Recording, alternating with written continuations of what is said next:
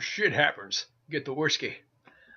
Which I don't have here, and I would use as a prop and apparently sip pleasurably as I talk about bad times at the El Royale. Not a beer drinker. I prefer actual whiskeys or bourbons or scotch.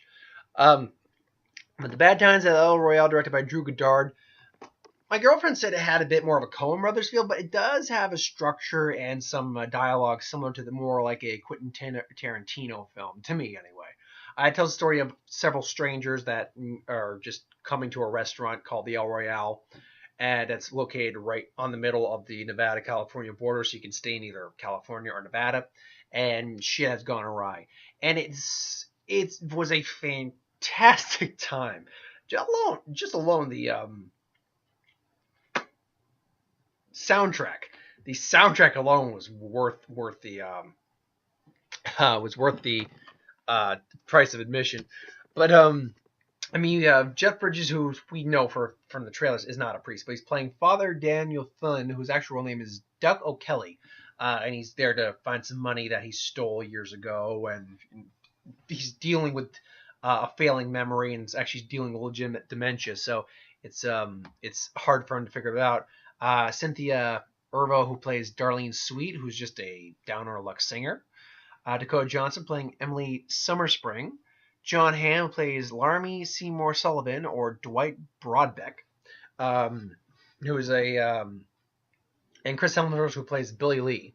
And then there's a few other, and Lewis Pullman, who plays Miles Miller. Nick Offerman's in there at the beginning as Jeff Bridges' brother too. We're like, Nick Offerman? It's like, oh, he was there. Cool. So what does this movie really have going with it? First off, its cast is fantastic, and they use the cast effectively. These are all characters that you kind of like on some level. They do not all make it out of the movie. There's a spoiler for you. I'm actually not going to spoil much in this, if I can, because I do suggest you see it. It is long. I'm going to say that right now. If there's any negative I can really say, that it is long. It's about 2 hours and 21 minutes, was it? Let's see. I got the actual thing up here right now. So give me 1 second. 2 hours and 21 minutes. So it is long. And you can tell from the way it's designed, it is long. It takes its time. But that's not a bad thing. If you're someone who can definitely appreciate and handle long and drawn out, but dialogue heavy and very rich characters in there, then you can probably handle this. You should be able to handle this. You get backgrounds, pretty much everyone. They don't answer every question on all of them. Like, there's a question that deals with Darlene Sweet, who, again, the singer, the African American singer, or why do we keep saying African American at this point? The black singer. That there's a question that's not that there's something that's revealed about her that doesn't actually pertain. It's something personal about her that they don't answer in the movie. Like, what was this about exactly? What does this have to do with her? I had a theory about it. It has to do with something about her accepting herself. But that's not even really well established in the movie what's going on with that. So there's one thing that goes on with her they don't quite explain. Other than that, though, things that don't immediately have explanations do piece themselves together.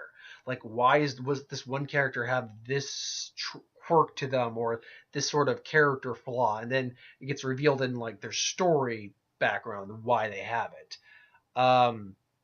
I loved Jeff Bridges in this movie. Jeff Bridges, similar to like John Goodman, is a national treasure. If you cannot love Jeff Bridges, you cannot love yourself. And he's fantastic. He has moments of some really not like he's a crook, but he's not an evil guy. You can see that on his face too. See that on his face, the way he talks to some characters.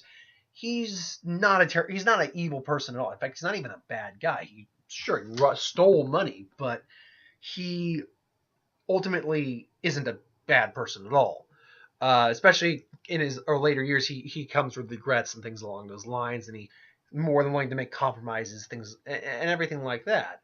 And the way that you see his story progress really is a nice. It's a nice way to see someone who is starting to fail, is starting to have memory issues, can't even remember their names sometimes, starting to lose moments, how they're coping with things along those lines, and how he comes to term with a few things near the end.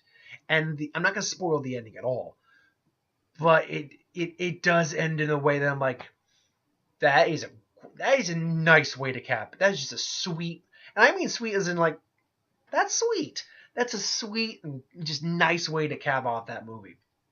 Um, I won't say too much, but it involves Reno and it involves a promise one character makes to another.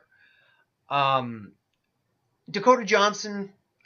See, her, and Jamie Dornan. I feel bad for them getting lumped in the 50 Shades franchise because there's no way you can make that movie, that writing and anything like that sound believable, be good or anything like that. There's just no way.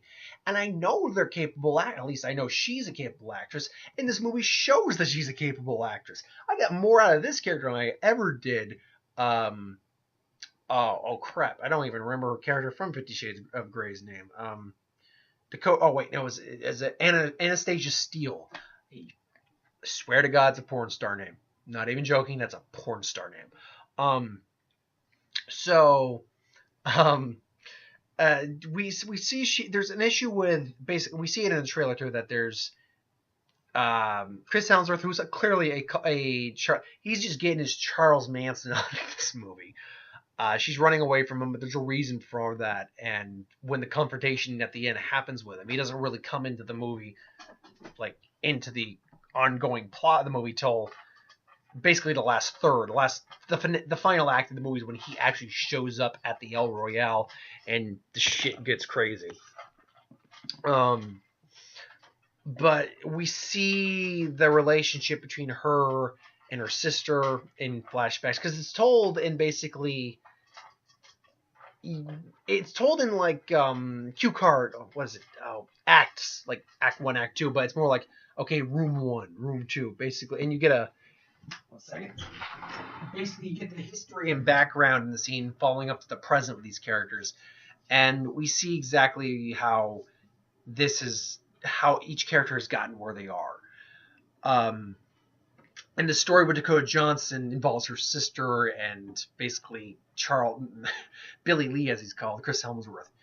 Which Billy Lee, John Hamm's the one I probably have the least to say about. He's fine. He's John Hamm. I love him in anything. I'll say this without spoiling anything, because I'm really trying not to. I actually don't want to give spoilers away. What happens with this character is unfortunate. What they do, it sucks, but it's necessary for the type of movie this is to show that this is life, and sometimes good things don't happen to everyone. You can maybe extrapolate what I'm trying to say from that, but I'm not going to spoil it for anyone who doesn't want to know. But Chris Helmsworth, as I said, he is getting his Charles Manson on this movie. He really is. He's doing. At one point, he puts on. You see in the trailer, like, it's too quiet. Give me the Willis. He's just getting his sexy Charles Manson wiggle on. Just my girlfriend's just like I wouldn't think that Chris Helmsworth wiggling could be intimidating and creepy, but damn it if he didn't do it. Because what else are you gonna do with this guy who's high off his? Because that's the thing. At one point. One of the characters basically calls him out for what he is. He's just a sexual predator preying on young women, just so he can sleep, saying bullshit that he doesn't even believe, and so he can just sleep with anyone he wants. And he's shit. Where was I going with that? Oh, sorry. And the way he handles himself in all those scenes. It shows that someone who it's intimidating, particularly when you get someone who's basically just high off themselves, thinking themselves to be like a godlike figure or a leader to people, when they have you tied and have guns trained on you. Surprise for me was Louis Pullman as Miles Miller. Now he's the Bell Keep, and we learn a little bit about him here and there, But when we finally get to the reveal of what is up with this character, at first I'm like, see, this for me is a weak point. We're getting this character's backstory. Did we really need it? And then I realized, oh yeah, because otherwise this ending would not have been like made sense. It would have actually been like, where the hell is this coming from? But yes, no, this made sense. It made sense. Yeah, I'm not gonna spoil his background at all, but yeah, it made sense. Like I said though, it is a long movie. It is really structured not like a 3 actor for it. It's character gets a reveal, character gets an act, character gets an act, room 1, room 2, room 3, room 4, things along those lines, some backstory here, some backstory there. So it is structured almost like in a play sense, and I can see where some people wouldn't like that. Absolutely, it is long, but the characters are rich. The dialogue's funny. It's got some good lines. Like again, the shit happens. You get the whiskey line. There's moments where you're like, oh shit, like you don't see something coming. You're like, okay. So it's it is a movie that is full of some twists and turns you don't see coming. So again, not everyone makes it out of the film. I'm not going to say who doesn't make it out, though you can probably guess at least one of them from how I was putting it. But a couple characters that you want to see make it out, at least from my perspective, certainly make it out. And the way it ends is just a kind of like, you know what, that's kind of nice ending. That's like, it's nice it ended that way. I like that. It does have a kind of like a cap off happy ending. So, what would I give Bad Times at the El Royale? Ooh, that's a good question. Is it a full 10 out of 10 for me? I enjoyed myself. For me, I could tell it was long. It did feel long without feeling long, if that makes sense. Like, I could tell it was a long movie, but I was enjoying myself. The few nitpicks I have aren't much. The acting's phenomenal. I don't think anyone's getting an Oscar nomination. Oh, man. Sorry. But the acting's phenomenal. Yeah. Would I go 10? That's a tough call.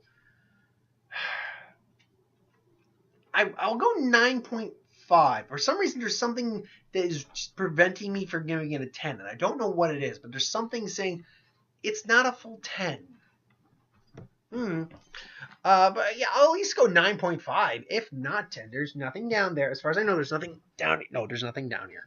I shitty puppy. There's nothing down here. There's nothing down here. Hi. I'll go to bed in a little bit. That way you can snuggle with me if you want. Then you'll leave me and go snuggle with Grandpa, my dad. So that's her grandpa. Yes, my dad is your grandpa. He's your grandpa.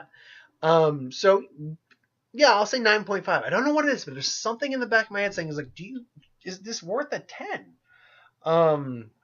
Yeah, so that's my thoughts on that. But what did you think of Bad Times at El Royale if you've seen it? If not, go check it out. If you've seen it, you're like, this looks interesting. I saw it on a matinee, so maybe wait for a matinee if you are a local Pierre does matinees on different days of the week. So yeah, thanks for watching. Hope you enjoyed. Like, comment, share, subscribe. As always, you want us to review something, put in the comments below. Let us know. We'll do a review of it at some point. Who would win and what if will be up tomorrow, but I'm gonna have to delay that only because I accidentally I pre-recorded the who would win earlier today, and I erased it by mistake as I was setting up for just doing this quick review, which bugs the shit out of me. So I'll have to re-record that. But yeah, keep your eyes out for those. Thanks for watching. Hope you enjoyed, and I'll see you next time, folks.